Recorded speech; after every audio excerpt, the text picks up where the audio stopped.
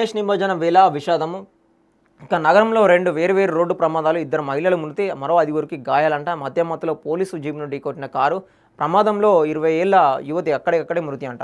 ఇక జపాను నిమజ్జన వాహనం ఢీకొని జిహెచ్ఎంసీ కార్మికురాలి మృతి.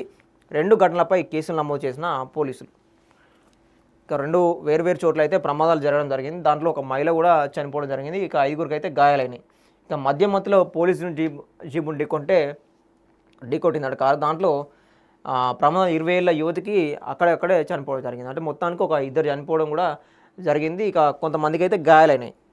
ఇక్కడ ఎవరైతే డీజేలు పెట్టుకొని స్పీడ్గా పోతూ ఉంటారో వాళ్ళ వల్లనే కొంచెం ఇబ్బంది తలెత్తింది. సో దాంట్లోనే ఈ ఏదైతే ఘటన ఉందో ఘటన 2 ఘటనలు ఒకసారి జరిగినాయి. దాని మీద పోలీసులు కేసు అయితే నమోదు చేశారు. హైదరాబాద్ నగరంలో గణేష్ నిమజ్జనోత్సవాలు ఈసారి విషాద ఛాయలు మిగిల్చాయట. ఆదివారం వేర్వేరు ప్రాంతాల్లో చోటు చేసుకున్న 2 వేర్వేరు రోడ్డు ప్రమాదాలు ప్రజలను షాక్కు గురిచేశాయి. ఈ ప్రమాదాల్లో 2 మహిళలు ప్రాణాలు కోల్పోగా 3 పోలీస్ కానిస్టేబుల్ సహా 5గురు గాయపడ్డారంట. ఇక పోలీసుల కథనం ప్రకారము గుల్జార్ హౌస్ ప్రాంతంలో ఆదివారం తెల్లవారుజామున 4:20 గంటల సమయంలో ఈ ప్రమాదం జరిగిందట. ఆ గణేష్ నిమజ్జన బందోబస్తులో భాగంగా డిటెక్టివ్ ఇన్స్పెక్టర్ సత్యనారాయణ బృందం వాహన తనిఖీలు నిర్వహిస్తుండగా మధ్యమత్తులో ఉన్న యువకుడు అతివేగంగా కారు నడుపుతూ పోలీస్ జీపును బలంగా ఢీకొట్టాడంట. ఈ ఘటనలో కారులో ప్రయాణిస్తున్న కశ్వి అనే 20 ఏళ్ల యువతి అక్కడికక్కడే మరణించిందట. కారులో ఉన్న మరో 2 యువకులు తీవ్రంగా గాయపడగా వారి పరిస్థితి విషమంగా ఉందని తెలిపారంట. ఈ ప్రమాదంలో 3 పోలీస్ కానిస్టేబుల్ కూడా స్వల్ప గాయాలయ్యాయి. కారులో మొత్తము 3 యువతులు సహా 5గురు యువకులు ఉన్నారని, వారంతా మద్యం సేవించినట్లు పోలీసులు గుర్తించారు. వాహనం నుంచి మద్యం సీసాలను స్వాధీనం చేసుకొని లంగరౌజ్ పోలీసులు కేసు నమోదు చేసి దర్యాప్తు చేస్తున్నారు. మరో ఘటనలో బషీర్బాగ్ ప్రాంతంలో విధి నిర్వహణలో ఉన్న ఓ జిహెచ్ఎంసీ పారిశుద్ధ కార్మికురాలు మృతి చెందింది.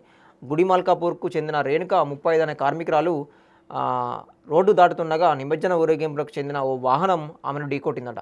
ప్రమాదంలో ఆమె తలకు తీవ్ర గాయాలు కావడంతో తోటి కార్మికులు సమీపంలోని ప్రైవేట్ ఆసుపత్రికి తరలించారట. అయితే అప్పటికే ఆమె మృతి చెందినట్లు వైద్యులు నిర్ధారించారట. పోలీసులు వాహనం డ్రైవర్ గజానంద్ను అరెస్ట్ చేసి కేసు నమోదు చేశారట.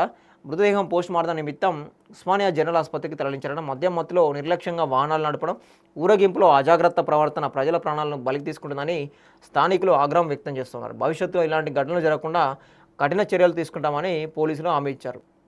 పోలీసులు కావచ్చు, ప్రభుత్వం కావచ్చు, ఎంత కట్టుదిట్టమైన భద్రత ఏర్పాటు చేసినా కూడా కొన్ని వందల మందిని, 10,000 మందిని పోలీసుల్ని అన్ని డిపార్ట్మెంట్లని కూడా ఏర్పాటు చేయడం జరిగింది. ఇటు ట్రాఫిక్ కంట్రోలింగ్ కావచ్చు, ట్రాఫిక్ సిబ్బంది కావచ్చు, అటు సిఆర్పిఎఫ్ సిబ్బంది కావచ్చు, ఇటు రక్షణ దళం కావచ్చు, అదేవిధంగా ఇంటెలిజెన్స్ డిపార్ట్మెంట్ కావచ్చు, వీళ్ళందరినీ రంగంలోకి దించి పకడ్బందీగా ఏర్పాటు చేసినా కూడా ఇట్లాంటి కొంతమంది యూత్ ఎవరైతే ఉన్నారో, తాగి తందనాలు ఆడే యూత్ ఎవరైతే ఉన్నారో, కారులో వాళ్ళ 5గురు ఉన్నారట, ఒక 3 యువతులు ఉన్నారనమాట. దాంట్లో ఒక అమ్మాయి కూడా చనిపోవడం జరిగింది. మిగతా 5గురికి మాత్రం గాయాలు కావడం జరిగింది. అదేవిధంగా బషీర్బాగ్ ఏరియాలో ఏదైతే ఉన్నదో బషీర్బాగ్ ప్రాంతంలో ఇంకొక పోలీస్ వాహనం ఢీకొనడం కూడా అక్కడ కూడా ఒక సంఘటన జరిగింది. ఇంకొకటి కార్మికులు ఎవరైతే ఉన్నారో,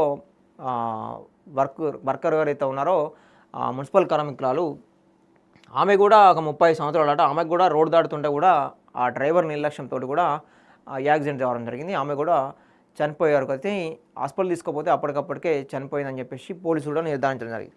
పోలీసులు కానీ, ట్రాఫిక్ పోలీసులు కానీ ఎప్పటికప్పుడు అసలు ట్రాఫికింగ్ చేసుకుంటూ ఎప్పుడప్పుడు మానిటరింగ్ చేసుకున్నా కూడా ఇట్లాంటి సంఘటనలు జరుగుతూనే ఉంటాయి. అవి అనుకోకుండా జరుగుతూ ఉంటాయి. కానీ సామాన్య ప్రజలు ఎవరైతే ఉంటారో వాళ్ళ ప్రాణాలు పోవడం జరుగుతుంది. ఇప్పుడు కారు ఏదైతే ఉన్నదో స్పీడ్గా రావడం వల్ల, మద్యం తాగి ఉండడం వల్ల అదొక సంఘటన. ఇక్కడేమో నిర్లక్ష్యంగా, ఇక్కడ కూడా మద్యం తాగే ఉండొచ్చు నాకు తెలిసి. ఎందుకంటే నిర్లక్ష్యంగా వ్యవహరించడం వల్ల కూడా జరుగుతూ ఉంటాయి ప్రమాదాలు.